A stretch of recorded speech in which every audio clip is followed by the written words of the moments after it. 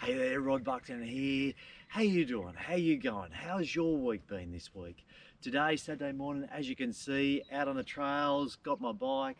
We've had a bit of rain, but the trails are just awesome. A little bit tacky, a little bit wet, a little bit sticky, loads and loads of fun.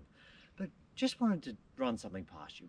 This week I've read a top little article. It's an older article from the New York Times, and it talks about a study, a number of studies that's been done over the years looking at men and women going through the ages 30s, 40s, 50s, and beyond, and the comparison between the two. And very, very interesting, I thought. First and foremost, we tend to look at life in different blocks, if you like, blocks of time. As we progress through our life, getting to a point of different stages, different success, obviously marriage, having kids, doing a little better at work and progressing through things like that. But the comparison between men and women is quite different. And the study was very, very interesting. Obviously, the comparison, as I said, between men and women and the ways at which men and women approach their life in their older years, very, very different.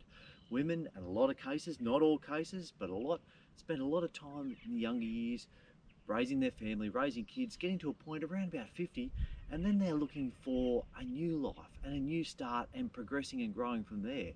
Where a lot of men in this study saw 50 around midlife, thereabouts, as a bit of a major midlife turning point, if you like.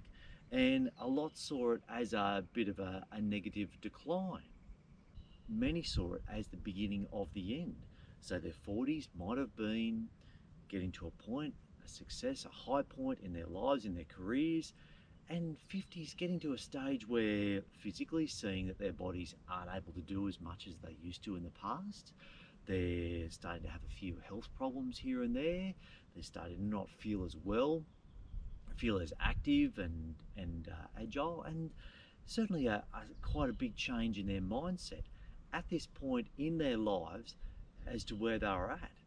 So, which me raises the question, do you see midlife as halfway or the beginning of the end?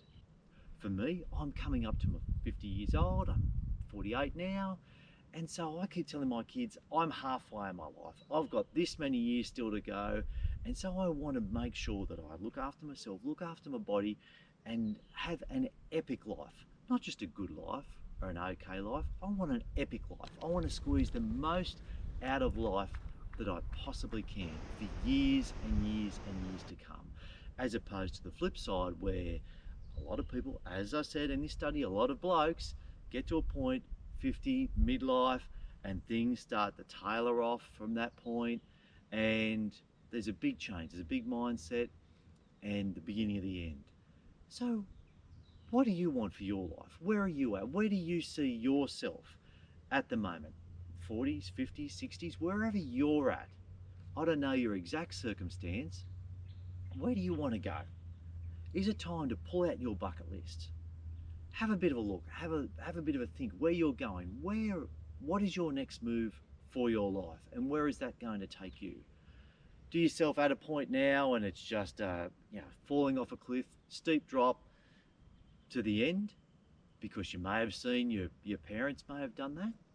Or do you see yourself as the start of something new, a start of a different phase, a different new, and getting the most out of your life and checking off those bucket list items, checking off all those things that we've always wanted to do, haven't had the chance to do, love to have a crack at, but just hasn't been the right time?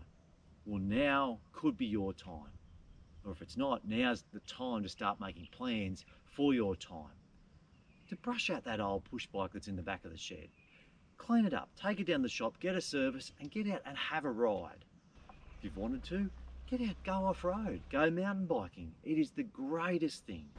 It is like an incredible physical activity and mental release and stress release all in one. And also tag along with some mates. It's a great social event as well. Grab a surfboard, go for a surf, get a few lessons if you live near the beach or you're a little bit rusty on it, haven't done it for a while. Get out, enjoy yourself. What are you waiting for? Are you waiting for the next life? Or are you waiting for retirement? Well, I know my father and I, we talk about this quite a bit. My old man, he's seen a lot of mates, a lot of people he knows get to the point in their life of retirement, and there's a big build up, can't wait till they retire, can't wait till they retire. They get to that point and the will to live is gone. They have all the time in the world, they don't have all the pressures of family and things like that. Kids have moved on, living their own lives at that point, and it's totally different.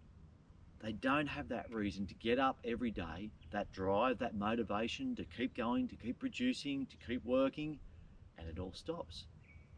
And I've seen it myself. My old man has said, a few years after, when blokes retire, their health starts to fall away, and often many of them die. And how sad is that? Don't let this be you.